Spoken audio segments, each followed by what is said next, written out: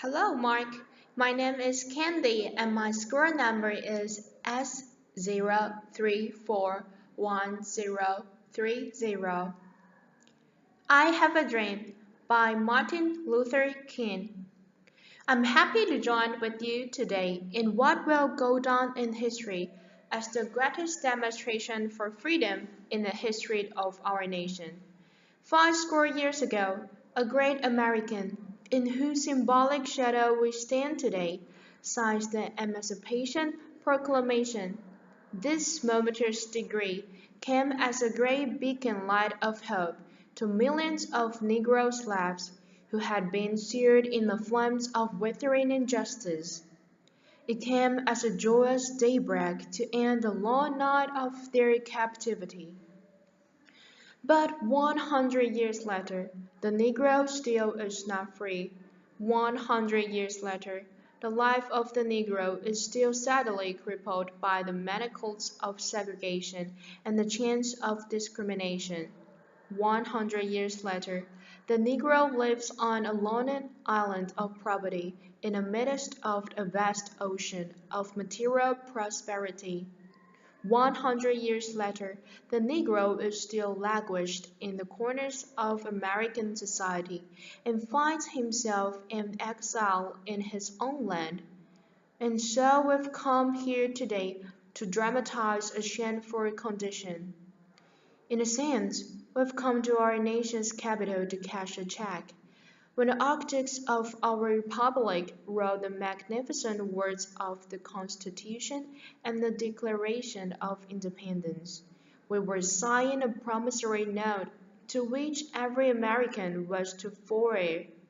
This note was a promise that all men, yes, black men as well as white men, would be guaranteed the unalienable rights of life, liberty, and the pursuit of happiness.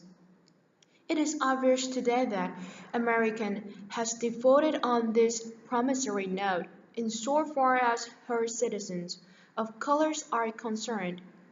Instead of honoring this sacred obligation, America has given the Negro people a bad check, a check which has come back marked insufficient funds. But we refuse to believe that the Bank of Justice is bankrupt. We refuse to believe that there are insufficient funds in the great vault of opportunity of this nation. And so, we've come to cash this check, a check that will give us upon demand the richest of freedom and the security of justice. We have also come to this hallowed spot to remind America of the fierce urgency of now. This is no time to engage in the luxury of cooling off or to take the tranquilizing drug of gradualism. Now is the time to make real the promises of democracy. Now is the time to rise from the dark and desolate valleys of segregation to the sunlit path of racial justice. Now is the time to lift our nation from the quicksand of racial injustice to the solid land of brotherhood. Now is the time to make justice a reality for all of God's children. It would be fatal for the nation to overlook the urgency of the moment.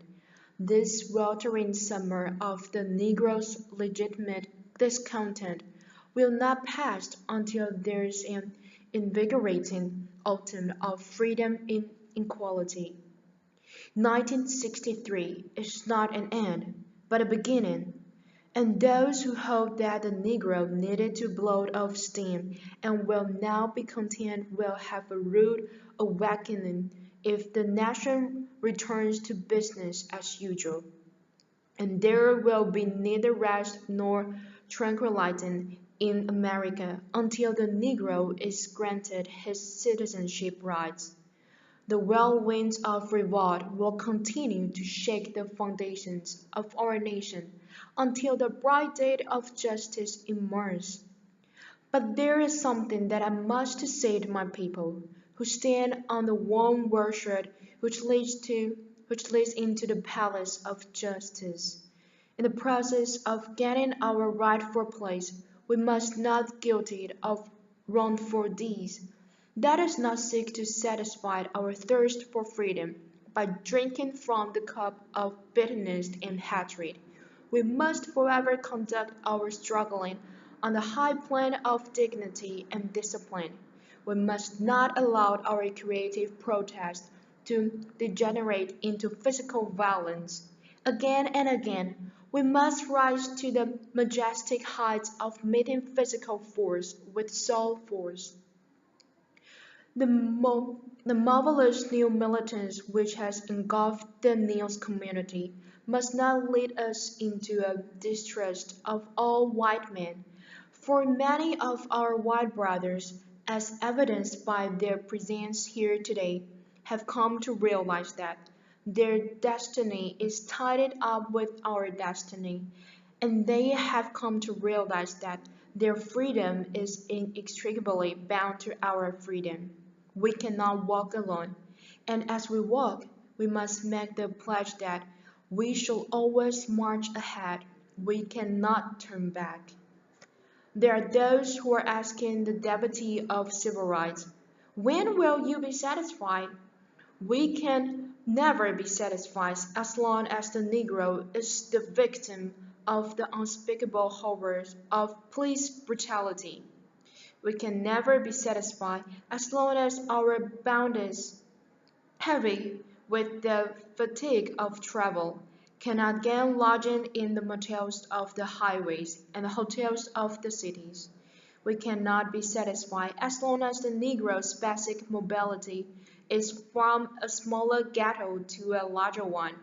We can never be satisfied as well as long as our children are stripped of their childhood, their selfhood, and robbed of their dignity by science stating, for whites only, we cannot be satisfied as long as a Negro in Mississippi cannot vote and a Negro in New York believes he has nothing for which to vote.